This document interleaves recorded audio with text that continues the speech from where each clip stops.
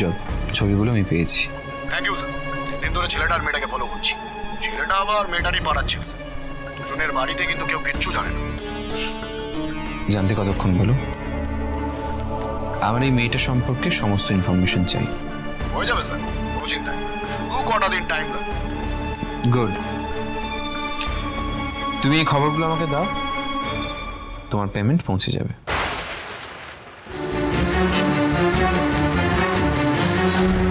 ওরও হয় না, যত ইচ্ছে ওরও, কিন্তু আমি তোমাকে আমার খাঁচায় বন্দি করব, আর বোনের ওপর ঘটে যাওয়া সমস্ত অন্যায়ের প্রতিশোধ আমি তোমার মাধ্যমে নেব। হয় না, আদ্রিত রায়ের সাথে লড়াইয়ের জন্য তুমি হবে আমার ট্রাম্প কার্ড।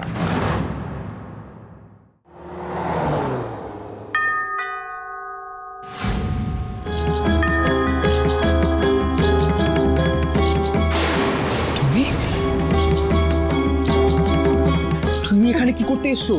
তুমি এখান থেকে এখন যাবো, তোর সাথে পরে কন্ট্যাক্ট করছি। তুই অব্র প্লিজ অব্র, ব্যাপারটা না খুব ইম্পর্টেন্ট অব্র, আমি বাধ্য হয়েছি এখানে আসতে। তুমি তো ফোনটা তুলছিলে না, আমি তাই চলে এসেছি অব্র। আমাকে প্লিজ একটাবার শোনো, তুমি তো ফোন তাড়াতাড়ি বলো। তুমি জানো না এখানে দাঁড়িয়ে কথা বলাটা কতটা রিস্কি? হ্যাঁ, মা দেখলে আমাকে বিভৎস প্রবলেম হয়ে যাবে। তুমি প্লিজ অব্র, আমি অব্র,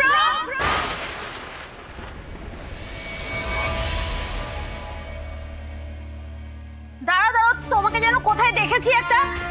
এই কোথায় যেন ওই ছবিগুলোতে।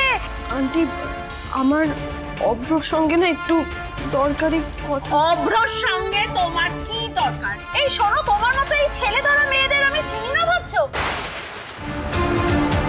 আমি আর অব্র একে অপরকে ভালোবাসি। ওদের সামনে এসব কথা বলতে তোমার লজ্জা করে না? মা বাবা কি শিক্ষা দিয়েছে? তাই এই পড়াশোনা করবার বয়সে এসব ছেলেদের মাথা খাচ্ছ কেন? এই বেরো বলছি, এক্ষুনি আমার বাড়ি থেকে বেরো। চল, কি দেখছিস? শোনো, আমার কথাটা শোনো। তোমার বাড়ির গন্ডগোলের অনেক কথা আমি শুনেছি। হ্যাঁ, পাড়ার সব লোক আমাকে বলেছে তোমাদের নাকি বিদেশে কি সব গন্ডগোল হয়েছিল, সেখান থেকে তোমরা পালিয়ে এখানে চলে এসেছো। আর রোজ দিন তো তোমাদের বাড়িতে ঝামেলা লেগেই রয়েছে। একদিন না হয় পুলিশ আসছে, আমি কিন্তু তোমাকে সাবধান করে দিচ্ছি। এরপর যদি দেখি আমার ছেলের আশেপাশে তুমি ঘুরে বেড়াচ্ছ, আমি কিন্তু সিধে তোমার বাড়ি পৌঁছে যাবো। বুঝেছো? যাও, বেরিয়ে যাও বলছি। আন্টি প্লিজ একটা বার আমার কথাটা শুনুন, দরজাটা খুলুন আন্টি প্লিজ। অব্র একবার দরজাটা খুলো অব্র প্লিজ।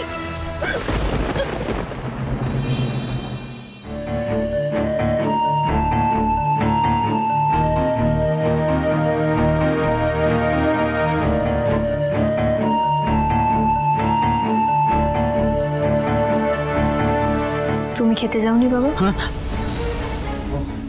হ্যাঁ, যাব।